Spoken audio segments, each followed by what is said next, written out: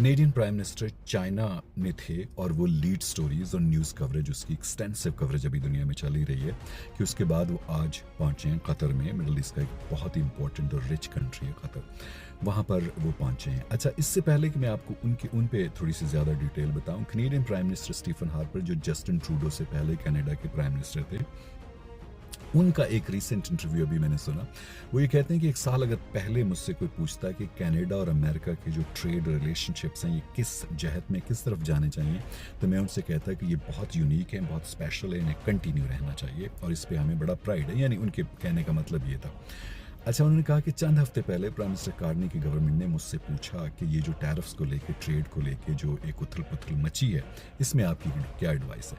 तो उन्होंने कहा कि मेरी एडवाइस टोटली अपोजिट थी जो मैं एक साल पहले देता अगर कोई गवर्नमेंट मुझसे पूछती।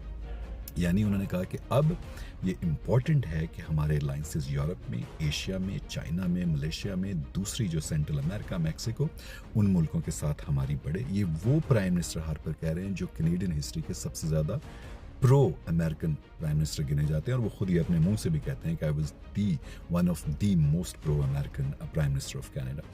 अच्छा, इससे आपको ये पता चलता है कि this is not about conservative party और liberal party, it is about Canada. और ये कंजर्वेटिव पार्टी के बड़े सक्सेसफुल प्राइम मिनिस्टर ये बात कर रहे हैं। अच्छा, चाइना में पीएम कार्नी का जो विजिट है उसको इंटरनेशनल मीडिया इतनी अहमियत कभी नॉर्मल हालात में ना देता जितना अमेरिकन मीडिया कनेडियन खैर दे ही रहा है, और चाइनीज़ मीडिया और बाकी जो जो स्पेशली जो बिजनेस और ट्रेड से रिलेटेड दुनिया है वो जितनी अहमियत उसको दे रही है। अच्छा, वो लीड स्टोरीज अभी चल ही रही थी कि प्राइम मिनिस्टर कार्नी आज पहुंचे हैं कतर में और कतर में उन्होंने रिसोर्स बेस्ड इंडस्ट्री, कतर की ऑयल एंड गैस, और कनाडा भी रिसोर्स बेस्ड है, ऑयल गैस है, लंबर है, फिशरीज है, मिनरल्स हैं। अच्छा, इसको कैसे डिवर्सिफाई किया जा सकता है और किस तरह कतर के जो बिलियनर हैं, जो इवन जो स्टेट है, वो किस तरह यहाँ पर इन्वेस्ट कर सकती है कनाडा के अंदर और जॉबें क्रिएट कर सकती है। अच्छा, इस सिलसिले में उन्होंने जो कतर इन्वेस्टमेंट अथॉरिटी है उसकी जो मीटिंग है उस विजिट की सबसे ज़्यादा इंपॉर्टेंट विजिट है। उसके अलावा कल्चरल इवेंट्स हैं, म्यूजियम्स के दौरे हैं और रिलेशनशिप बढ़ाना। वहीं पीएम कार्नी ने यह कहा कि मुझे प्रेसिडेंट ट्रंप ने यह कहा कि गज़ा के बारे में जो बोर्ड बना है पीस, उसमें आप आएँ और मैंने उसके लिए एडजस्ट किया। वहाँ से पीएम कार्नी जो है वो चले जाएंगे डेवस, यूरोप में, जो कि इंटरनेशनल कॉन्फ्रेंस होती है बिजनेस की। इस बार ये दुनिया में सबसे इंपॉर्टेंट कॉन्फ्रेंस है क्योंकि एक नई बिगनिंग हो रही है जिसमें नई मंडियाँ, नए ट्रेड पार्टनर्स अमेरिका के बगैर बाकी दुनिया ढूंढ रही है।